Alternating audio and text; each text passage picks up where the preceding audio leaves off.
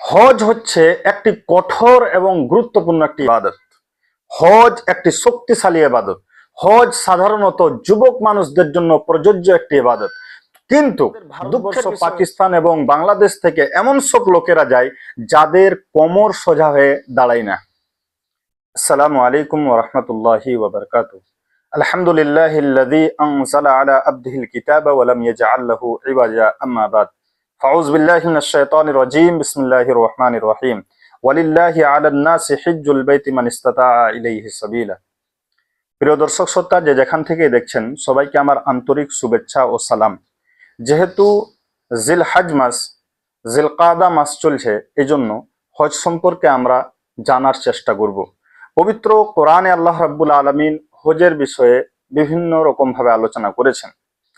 হজ হচ্ছে ইসলামের 5টি স্তম্ভের মধ্যে একটি গুরুত্বপূর্ণ স্তম্ভ।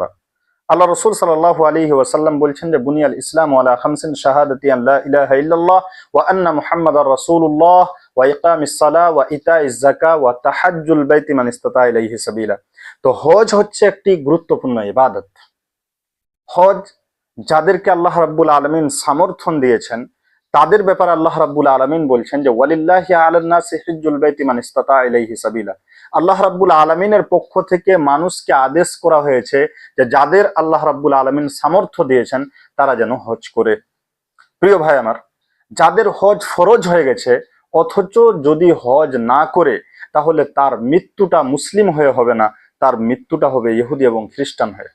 আল্লাহ রাসূল ভয়াবহ সতর্ক বার্তা দিয়েছেন তাদের জন্য যাদের হজ ফরজ হয়ে যাওয়ার পরেও যারা হজ করতে যায় না। অনেকেই আছে ছোট মেয়েটার বিয়ে দিয়ে দিই, বড় মেয়েটা উচ্চ মাধ্যমিক পাস করে নুক, ছেলেটার চাকরি হয়ে যাক, ইত্যাদি ইত্যাদি বাহানা দিয়ে হজ করতে যায় না, যা ইসলামে সম্পূর্ণভাবে নাজায়েজ। আল্লাহ রাব্বুল আলামিন হজকে ফরজ করেছেন, অতএব আমাদেরকে হজ করতে হবে। আল্লাহ রাব্বুল আলামিন পবিত্র কোরআনের অন্য জায়গাতে বলছেন, সূরা বাকারা সূরা নম্বর 2 আয়াত নম্বর 197 এর মধ্যে যে আল হাজ্জু আশহুরুম মালুমাত, যে হজ হচ্ছে একটি নির্দিষ্ট সময়ের জন্য, একটি নির্দিষ্ট সময়ে। ফামান ফারাজা ফিহিন্নাল হাজ্জা, অতএব যে ব্যক্তি হজ সম্পাদন করবে আল্লাহ রাব্বুল আলামিন তাদের জন্য কিছু নির্দেশনা দিচ্ছেন যে ফালা রাফাসা ওয়ালা ফুসুকা ওয়ালা জিদালা ফিল হজ, সে যেন স্ত্রী মিলন না করে। হজের মৌসুমে, হজ অবস্থায় সে যেন স্ত্রী মিলন না করে। ওয়ালা ফুসুকা, এবং সে যেন অশ্লীল বাক্য না করে। ওয়ালা জিদালা ফিল হজ, এবং হজে যেন ঝগড়াঝাঁটি না করে। আল্লাহ রাব্বুল আলামিন তাকে একটি সীমা রেখা দিয়েছেন। নবীজি সাল্লাল্লাহু আলাইহি ওয়াসাল্লাম হজ সম্পর্কে বলছেন যে আল হাজ্জুল মাবরুর লাইসা লাহু জাযাউন ইল্লাল জান্নাহ, যে কবুল হজের বদলা জান্নাত ব্যতীত অন্য কিছু নেই। অর্থাৎ যে ব্যক্তির হজ কবুল হয়ে গেছে আল্লাহ রাব্বুল আলামিন বলছেন, আল্লাহ রাসূল সাল্লাল্লাহু আলাইহি ওয়াসাল্লাম বলছেন যে সে ব্যক্তি জান্নাতে যাবে। প্রিয় দর্শক শ্রোতা, হজ একটি গুরুত্বপূর্ণ ইবাদত। হজ জান্নাতে যাওয়ার মাধ্যম। অতএব যাদের সামর্থ্য আছে অবশ্যই আমরা হজ করার চেষ্টা করি। আর হজ করলে হাজি মানুষ বলবে এই উদ্দেশ্য নয়।